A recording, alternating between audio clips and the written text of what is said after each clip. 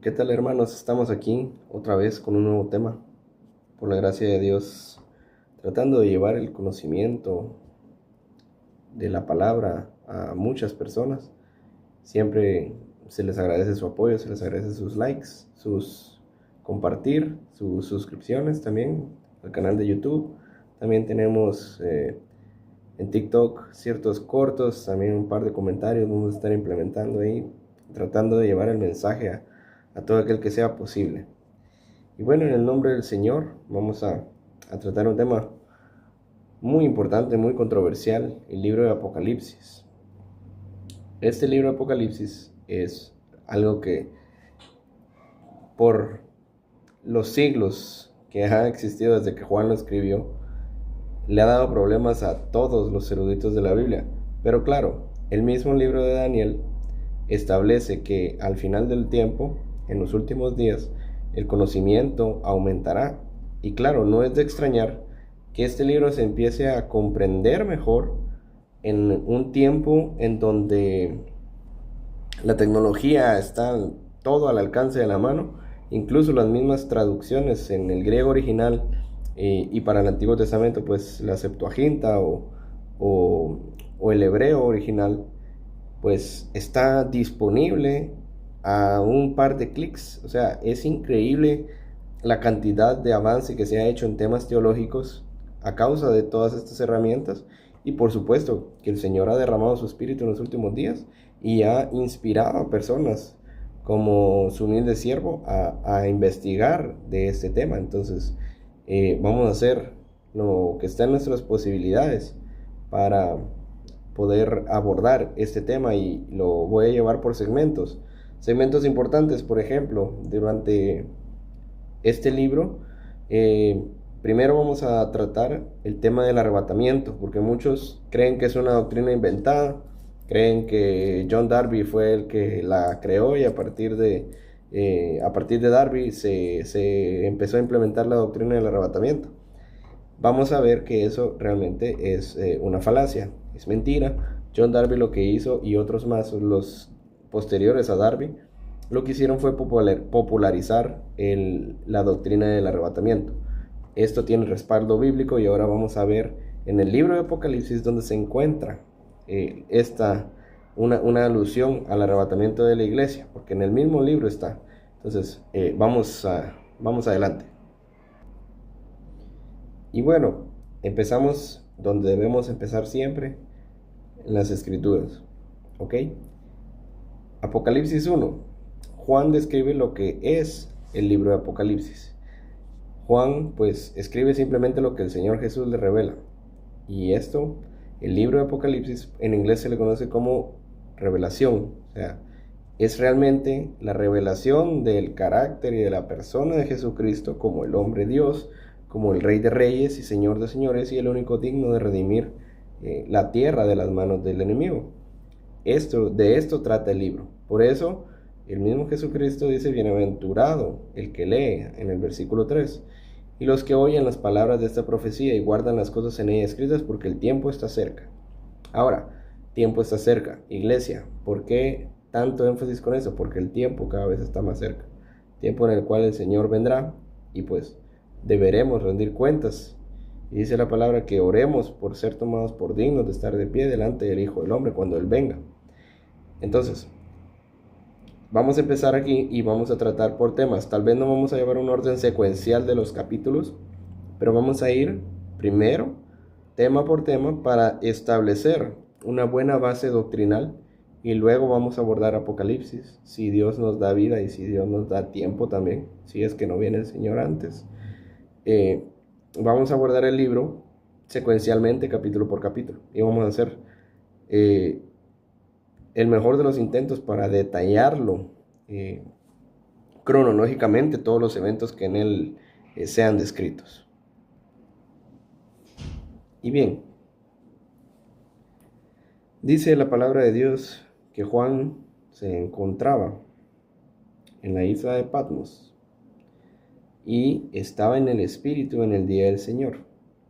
Este día del Señor pues no es como algunas doctrinas dicen, esto no es sábado. No, no es sábado. El día del Señor, cada vez que sea alusivo a este término, día del Señor, aquí, día del Señor, siempre, siempre, siempre, siempre es el día de la retribución, o el día de la venganza, o el día de Jehová, o el día de el problema de Jacob, o el día de la prueba, o el día de la ira, o el día de, más que nada, el día de Jehová. El día de Jehová, todo es alusivo al fin de los tiempos. Y entonces Juan se encontraba en el día del Señor, en el día de Jehová, en la tribulación. Y dice que escuchó detrás de él una gran voz. Y ahora, palabra clave aquí, trompeta. Que decía, yo soy el alfa y la omega. ¿Quién estaba hablando? Obviamente el Señor Jesucristo, ¿verdad? Y le dice, escribe en un libro y envíalo a las 7 iglesias. Las 7 iglesias, vamos a ver en otro video porque es un tema muy extenso.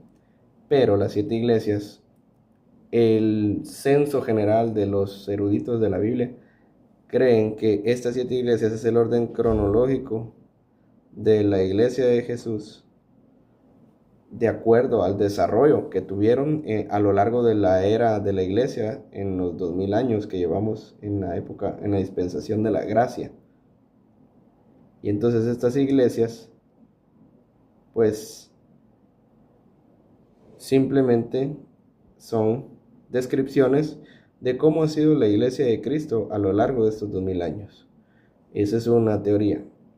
Yo tengo la mía, pero la vamos a plasmar en el siguiente video. Y bueno, luego de que Juan escucha esta voz, dice que se volvió a ver el que hablaba conmigo y vio 7 candeleros de oro. 7 candeleros. Los candeleros son las iglesias. No lo digo yo, más adelante lo dice la misma escritura. Y dice que en medio de los 7, uno semejante al Hijo de Hombre, vestido con una ropa que llegaba hasta los pies, ceñido por el pecho con un cinto de oro. Y ya describe a Jesús en su forma, con cabellos blancos, ojos como llama de fuego, bronce bruñido, etc.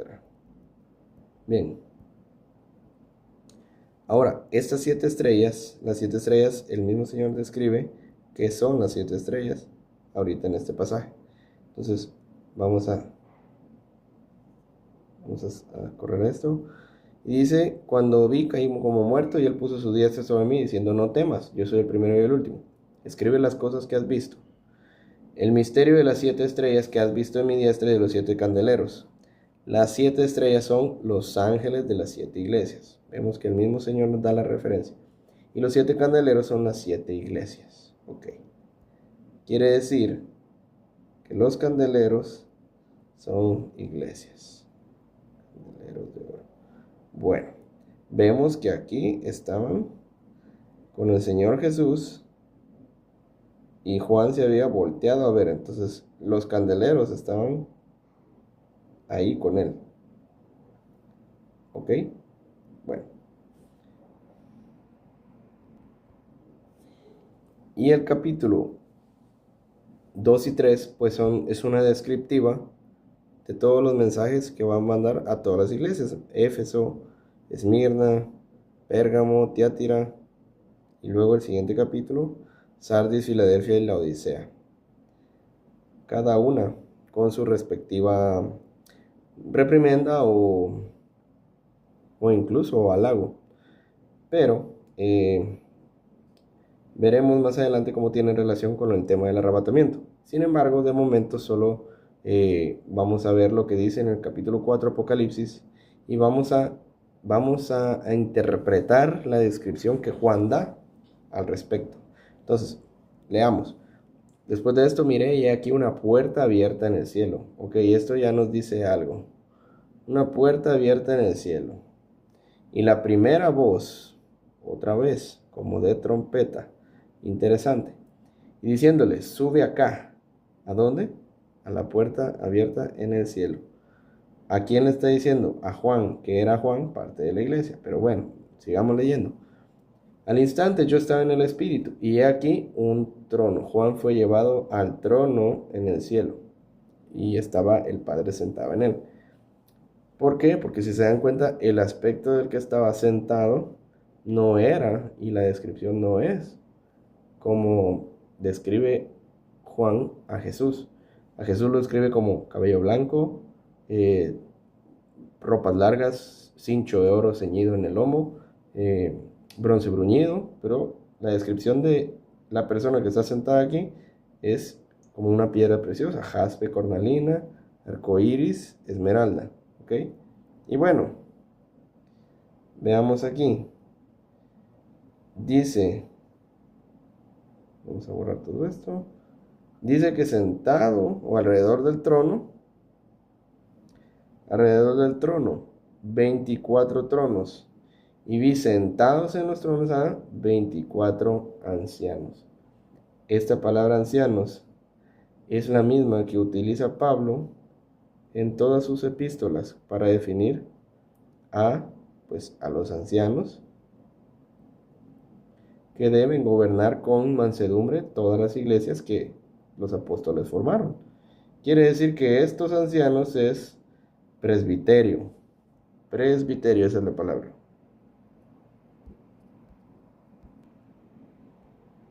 Ok. Y de manera que todo sea transparente, ¿verdad? Veamos aquí, estamos en Apocalipsis 1, siempre en Apocalipsis 4, perdón, y siempre tenemos el mismo versículo. Alrededor vi sentados los 24 ancianos vestidos de ropas blancas con coronas de oro en sus cabezas. Vamos a comprobar que estos son ancianos humanos de la iglesia, y por eso la iglesia está arriba antes del inicio del Apocalipsis. Veamos aquí, esta es una Biblia interlineal donde podemos ver el original griego. Y entonces vemos que aquí está la palabra elders, que significa anciano en inglés. Tenemos el griego presbíteros. Presbíteros. Esto. Ok. ¿Cómo estaban estos presbiterios? Vamos a ver. Aquí está. Y todo vemos que la misma palabra elder, o el original, como dice también, ¿ven? Dice presbíteros aquí. Es la misma palabra. Bien, entonces vamos un poco más hacia abajo y vemos que en todas las cartas de Pablo, en las epístolas pastorales, como se le conoce, vemos que en todo momento es la misma palabra, ¿sí? Hablando, refiriendo que incluso aquí está, cuando alguien está enfermo, dice, llamen a los ancianos y que oren por él y el Señor lo sanará. Entonces sabemos que son los ancianos, definitivamente. Ahora, vamos otra vez. Los ancianos estaban vestidos, tenían una vestimenta que eran túnicas blancas. Las únicas túnicas blancas que se mencionan son las que son limpiadas con la sangre del cordero, y por eso los santos de Dios reciben túnicas blancas. Otra evidencia más por la cual sabemos que es la iglesia la que está ahí arriba.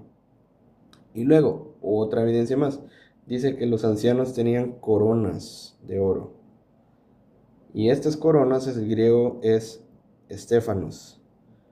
Diferente a la corona que se le otorga a un vencedor de una carrera, esta es más para reyes. Entonces, vamos aquí ahí está. Es la misma corona que le ponen al Señor Jesús cuando está siendo crucificado, porque era un rey, porque era el rey de los judíos, así le llamaran ellos. Y luego, todas las coronas que el Señor promete a través de las epístolas de Pablo, todas son la misma palabra. Entonces, bueno, tenemos 3 evidencias. La misma palabra para ancianos, túnicas blancas dadas únicamente. La escritura solo menciona a los santos vestidos de esta forma, y las coronas de alguien que venció. Entonces, tenemos una fuerte evidencia de que los ancianos son la iglesia, representativos de la iglesia que fue arrebatada cuando Juan escuchó la voz de la trompeta. Y bueno, sigamos leyendo. Estaban los 24 ancianos, ok. Luego dice, delante del trono había un mar de vidrio y habían seres vivientes alrededor del trono. Estos son los querubines, los que guardan la gloria de Dios. Y entonces, los 4 seres vivientes tenían, y procede a describirlos, y dicen: Santo, santo, santo es el Señor Dios Todopoderoso. Y luego dice...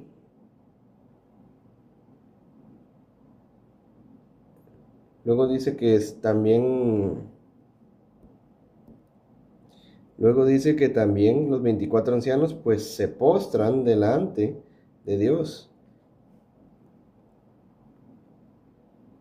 Y básicamente le dan el tributo que cualquier miembro de la iglesia le daría al Señor Dios Todopoderoso, ¿verdad?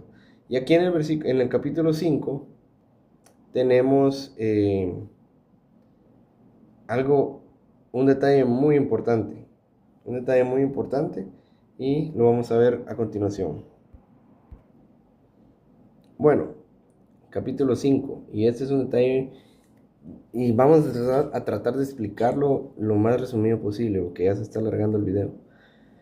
Dice: en la mano derecha del que estaba sentado estaba un libro escrito, por dentro y por fuera, sellado con 7 sellos. Y vi un ángel fuerte que pregonaba a gran voz: ¿quién es digno de abrir el libro y desatar sus sellos? Cuando preguntan quién es digno, esto se hace alusión a un proceso que se llama la redención por un pariente o el pariente redentor. Es básicamente Jesús siendo el último Adán, porque dice Pablo que por la muerte entró por un hombre, que es Adán, pues va a salir por Jesús, porque Él es digno. Y entonces, ¿por qué están preguntando? Porque debe haber un pariente redentor, porque lo que se encuentra aquí escrito, este libro, escrito por dentro y por fuera, lo que se encuentra ahí escrito es el dominio de la tierra, que fue entregado a Satanás cuando Adán cae. Le fue entregado porque la misma Biblia dice que el que obedece es siervo al que obedece. Entonces Adán lo que hizo fue subyugarse ante el diablo, y ahora esto es lo que vino a hacer Jesús en la cruz, que fue derrotar al diablo y quitarle el poder. Pero ahora falta el proceso de la redención de la tierra, que es precisamente lo que desenvuelve Apocalipsis con este libro, con este librito escrito por dentro y por fuera. Bueno, sigamos leyendo. Cuando dice la palabra ninguno, el ángel pregunta quién es digno de abrir el libro. Y ninguno, ningún hombre. El griego detalla la especificidad de ningún, o sea, 0 hombres. Y entonces nadie podía abrir el libro, ni siquiera mirarlo, dice. Y Juan estaba llorando, porque nadie podía abrir el libro, nadie podía redimir la tierra. Y entonces un anciano le dijo: he aquí el león de la tribu de Judá. Quiere decir, cuando había un pariente redentor, cuando había el proceso de la redención de un bien, se convocaba a todos los parientes en un solo lugar y se preguntaba quién quería redimir a raíz de un precio. Entonces se le preguntaba a todos los posibles redentores, y de todos tal vez salía uno que podía pagar ese precio. Y entonces, para que esto sea válido, y Dios, siendo Dios, es justo, Dios convocó literalmente a todos los hombres con la naturaleza de Adán, es decir, hijos de Dios. Los convocó y estaba preguntando que quién podía redimir la tierra con todos los sellos. Y de todos estos, ninguno fue hallado digno. Pero luego aparece Jesús y la historia cambia. Y Él sí es digno de tomar el pergamino. Y esa es la historia del planeta redentor, y por eso sabemos que estos hombres son la iglesia. ¿Por qué? Porque ¿qué otra multitud va a tener la misma naturaleza de un hijo de Dios, la que tenía Adán cuando perdió el título de la tierra? Solamente la iglesia tiene esta potestad y esta naturaleza divina. Por lo tanto, tenemos mucha evidencia para saber que la iglesia se encuentra presente para cuando inicia el Apocalipsis. ¿Por qué? Porque el Apocalipsis inicia cuando Jesús abre el primer sello. Ahí inicia el Apocalipsis y todo esto desde el 5 para atrás, todavía no hay ningún sello abierto. Todavía no se ha abierto ningún sello. ¿Por qué? Porque aquí en el capítulo 5 apenas está tomando el libro. Y luego, por si hay más dudas, dice que después aparece Jesús como un cordero inmolado y luego los 24 ancianos cantan con las oraciones de los santos, dice, digno eres de tomar el libro y abrir sus sellos porque tú fuiste inmolado y con tu sangre nos has redimido para Dios de todo linaje, lengua, pueblo y nación.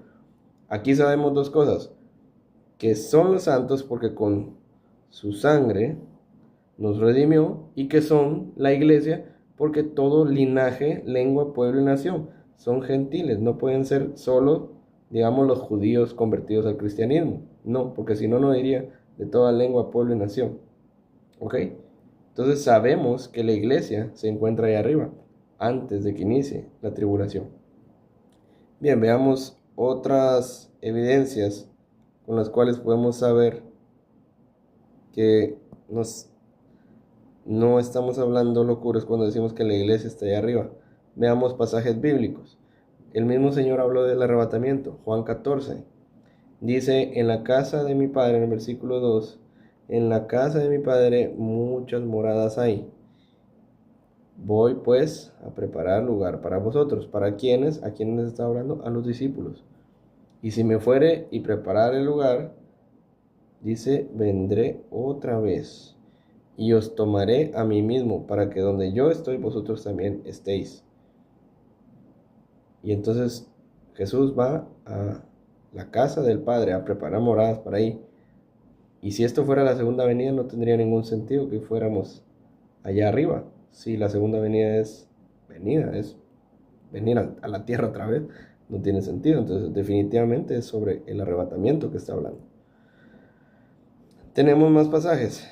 Por ejemplo, tenemos 1 Tesalonicenses 4. Pablo fue uno de los que recibió la revelación de este misterio, que es el arrebatamiento. Y dice, porque los tesalonicenses estaban preocupados de que ya había venido el Señor y ellos se perdieron el rapto. Y entonces dice, tampoco queremos, hermanos, que ignoréis acerca de los que duermen, para que no os entristezcáis, como los que no tienen esperanza. Porque si creemos que Jesús murió y resucitó, noten cómo Pablo une las dos premisas. Si creíste, como creíste que Jesús fue levantado después de la cruz, entonces así debes creer que también Dios traerá a los que durmieron en él. ¿Ok? Por lo cual os decimos esta palabra en el Señor, que nosotros que vivimos, que habremos quedado hasta la venida del Señor, no precederemos o no nos iremos antes a los que durmieron. Porque el Señor mismo, con voz de mando, con voz de arcángel y con trompeta de Dios, descenderá del cielo, y los muertos en Cristo resucitarán primero. Y aquí es donde vemos todo este concepto, que todo tiene sentido si sabemos cómo funciona la vida después de la muerte.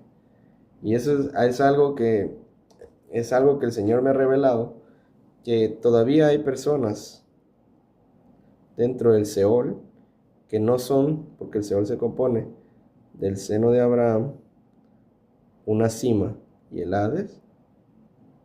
Esta cima es un hoyo,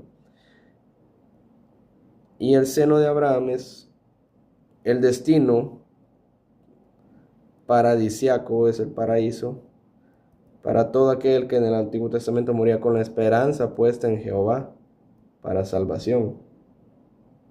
Pero este es el destino de todo hombre natural, es decir, al que no ha renunciado a su naturaleza de hombre mediante la muerte, como dice Romanos 6, por el bautismo,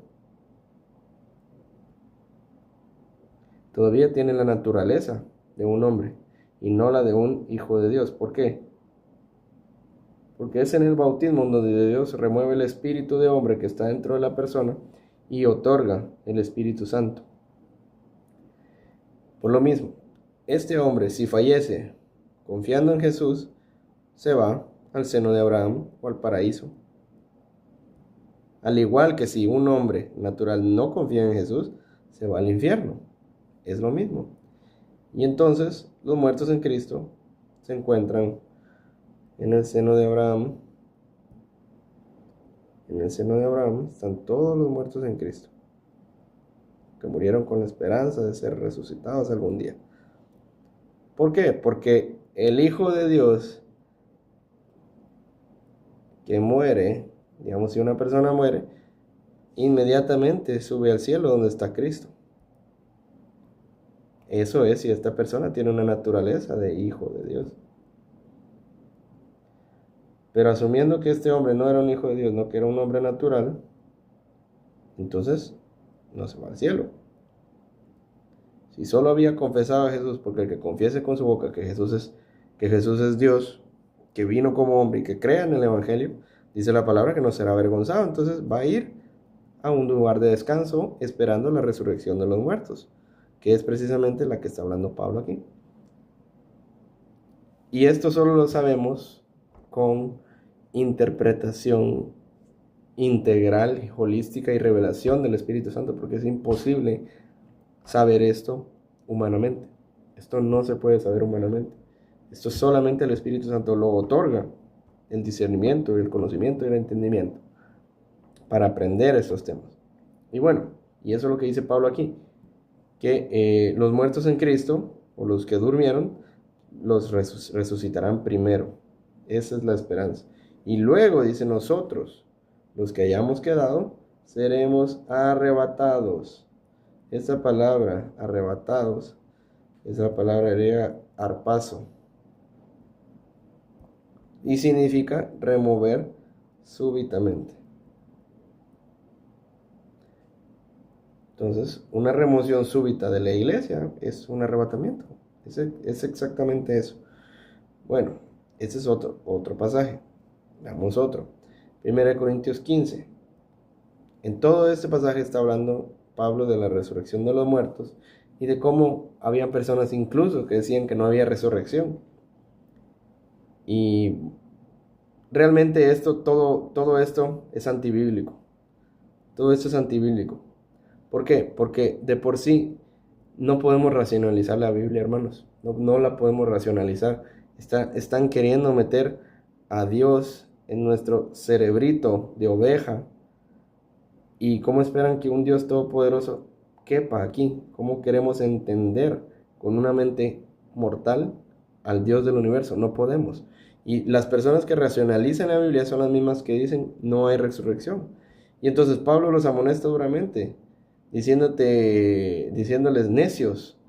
¿Por qué? Porque la resurrección de los muertos es algo que se siembra en corrupción, no es algo mortal, pero va a producir incorrupción, deshonra, pero luego gloria.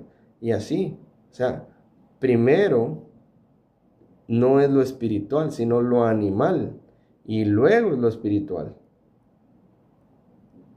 ¿Ya? Entonces, nosotros desde la perspectiva animal o carnal queremos entender lo espiritual, no se puede. Debemos dejar que el Espíritu Santo sea quien nos revele estas cosas. Por lo mismo, igual, si ustedes vienen y están escuchando a un hombre, me están escuchando a mí, no me crean a mí solo porque yo lo estoy diciendo. Vayan a la Biblia, lean estos pasajes. 1 Tesalonicenses 4, 1 Corintios 15, Apocalipsis, y pidan la sabiduría. Pidan que el Espíritu Santo, por lo menos si no lo van a investigar ustedes, que les confirme esto que yo les estoy diciendo. Que el Espíritu Santo sea aquel que les diga, esto va a pasar. Sigamos leyendo. He aquí os digo un misterio, no todos dormiremos, pero todos seremos transformados. Debemos ser transformados antes de ser arrebatados. En un momento, en un abrir y cerrar de ojos, a la final trompeta. Detallito, lo mismo vimos en Apocalipsis 1 y en Apocalipsis 4.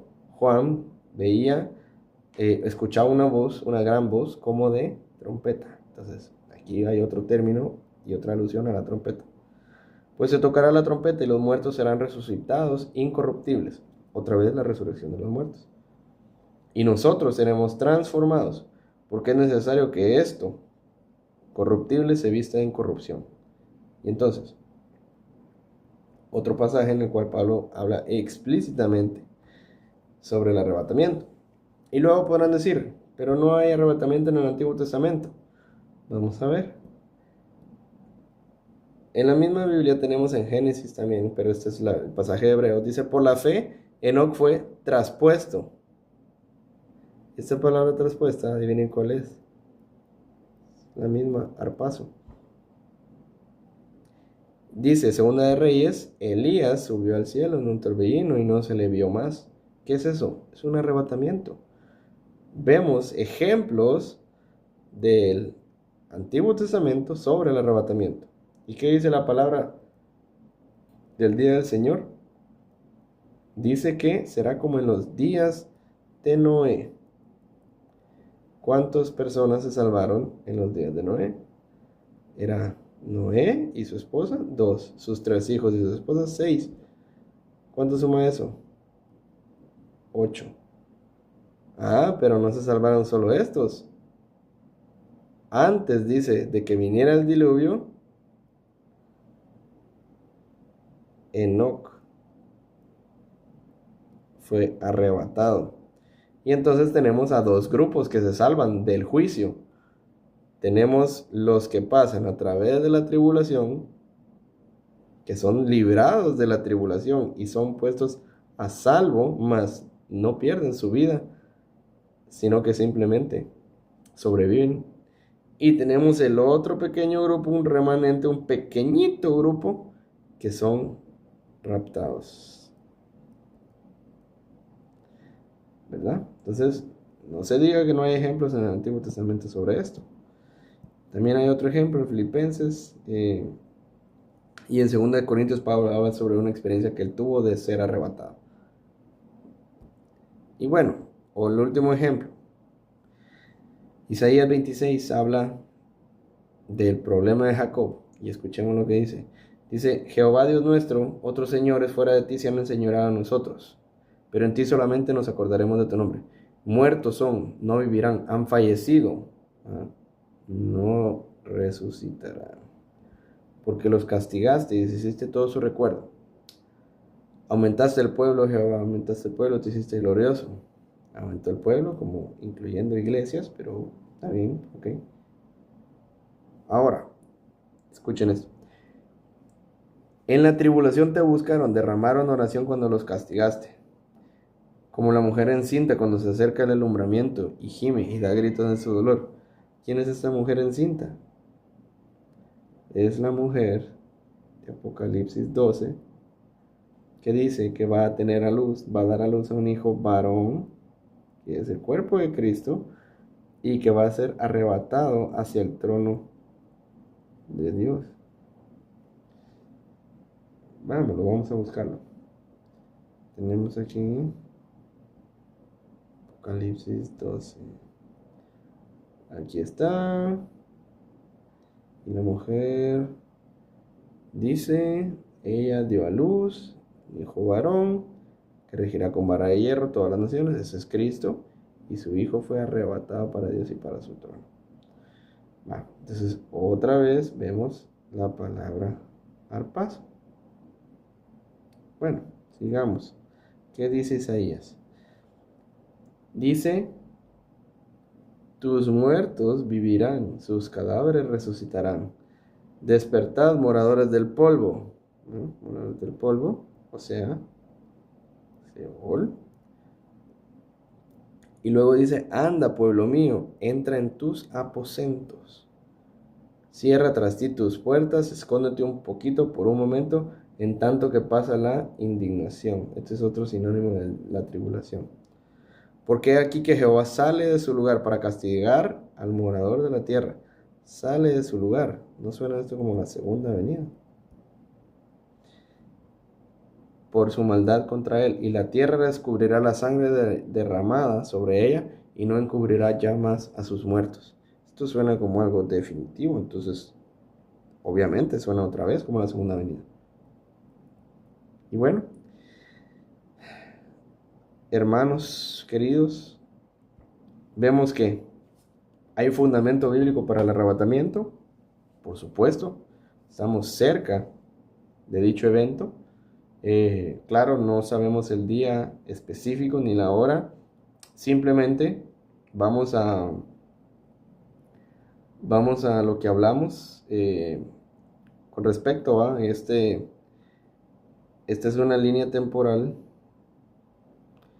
establecida porque no estamos diciendo que va a ser una fecha en específico, sino que solo estamos viendo la posibilidad de que ocurra en esta fecha, porque al final es una fiesta solemne, la fiesta de las trompetas, o es un moed, es un tiempo señalado, es importante. Por lo tanto, debemos hacer ¿qué cosa?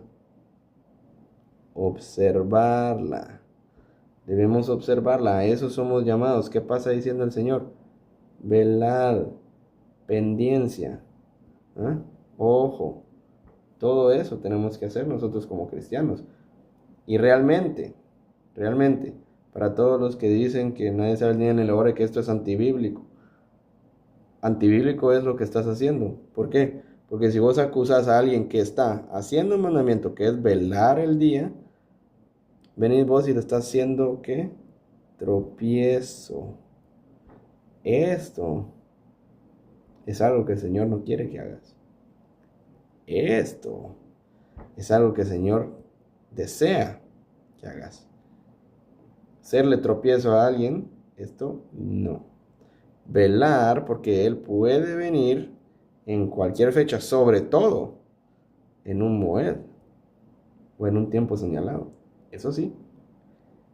Entonces, yo te animaría a que si vos no estás velando por una fecha en específica, que empeces. Empecé a hacerlo. ¿Por qué? Porque si yo con mi esposa le decía una fecha, nos vamos a casar en tal fecha, y cada vez que se acercaba la fecha, yo la miraba que ella no estaba emocionada, ¿qué iba a pensar yo?